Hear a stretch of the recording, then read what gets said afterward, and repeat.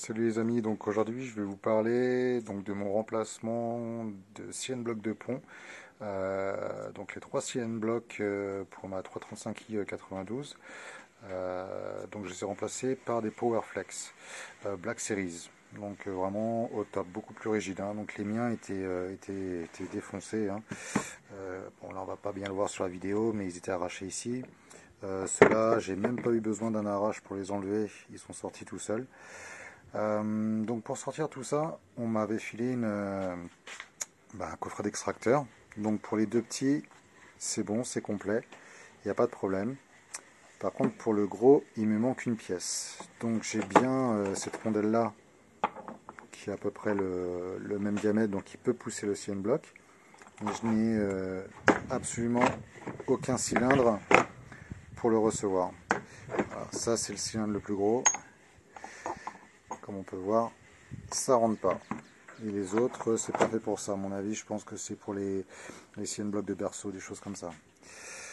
Bon, il a fallu trouver une solution rapidement. Donc, j'ai pris ma cloche de filtre à huile. Voilà, j'ai repercé le milieu.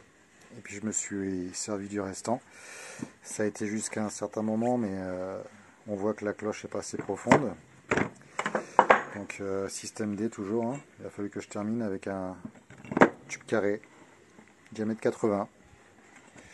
Donc c'est bon. Je me suis fait un petit extracteur maison. Voilà. Donc pour ceux qui veulent anticiper et se préparer un extracteur, je vous donne les dimensions, hein. Donc voilà. Donc le diamètre extérieur, on est sur 69 mm. Il a une longueur de, on va dire, ouais, quasiment 60. Voilà. Et puis bon, pour les plus petits, de mémoire, il me semble qu'on est sur du 50. Ouais, c'est ça à peu près, diamètre 50.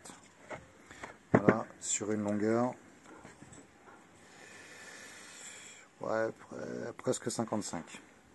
Voilà, donc si vous voulez vous fabriquer un outil, il n'y a pas de souci. Bon, après, à mon avis, il n'y a rien de trop compliqué, hein. Je pense que la tige fuitée, je sais pas, des morceaux de, peut-être des vieux roulements, des choses comme ça, vous pouvez le faire si vous voulez pas investir dans tout ça. Le remontage des Powerflex. Alors le montage des CN blocs en lui-même, franchement, un jeu d'enfant. Par contre, pour remettre le pont en place, entre le pont et les CN blocs, il n'y a pas une feuille à cigarette qui peut passer. C'est vraiment vraiment très très compliqué, il n'y a pas de jeu, il n'y a rien du tout, donc il faut graisser, il faut prendre de la patience, il faut vraiment orienter le pont correctement. On va aller faire un petit tour sous la voiture, je vais vous montrer ça. Alors, bon, c'est encore un petit peu le bordel, j'ai pas pu ranger. Alors, je sais pas si on va bien voir. Alors voilà, c'est ici. Alors pour ceux qui n'ont pas la notice pour les Powerflex, moi je l'avais pas dans la boîte, mais bon, sur Drift Shop j'ai trouvé ça. Donc c'est livré avec une rondelle. Donc la rondelle, elle vient ici, et le pont, lui, il vient se poser directement sur le CN block. Voilà. Et ensuite la partie là, voilà. Donc là, par contre, la rondelle, elle vient bien sur le carter ici.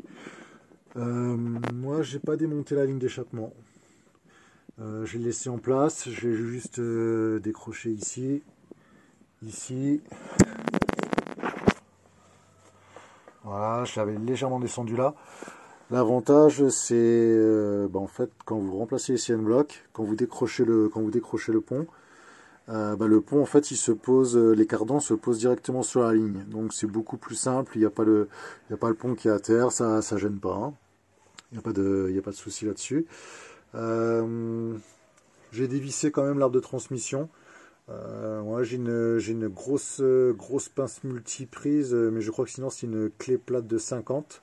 Donc il est à remonter absolument à la Loctite. Voilà.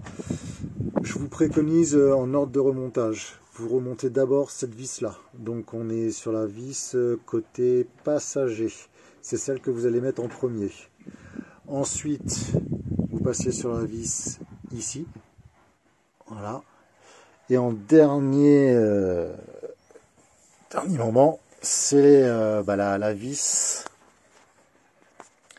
qui vient ici, là, donc qui vient sur l'essieu arrière, qui se fixe là.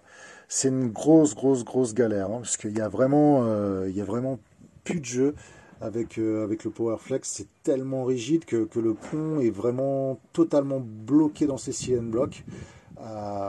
Donc, je vous conseillerais éventuellement, c'est d'être à deux. Et de s'armer de patience, hein. Moi, j'ai pris cric hydraulique, c'était pas terrible. J'ai dû prendre les petits crics, comment on appelle ça, les petits crics en ciseaux, là, le petit cric standard. Donc, je l'ai posé sur le carter et puis, en essayant de jouer avec de la patience, j'ai réussi à remonter tout ça. Voilà, donc je vous fais pas un tuto, c'était pas un tuto de montage, hein, c'était juste un petit tuto conseil. J'espère que la vidéo bouge pas trop dans tous les sens. Si vous avez des questions sur le montage, n'hésitez pas. Moi en tout cas je l'ai fait par terre, sur chandelle, et ça a été, hein, pas besoin spécialement d'avoir un pont. Après c'est quand même mieux, hein. Donc voilà, et je vais en profiter dans les prochains jours, quand le temps sera un petit peu mieux, pour faire ma vidange de boîte et remplacement des joints du mécatronique.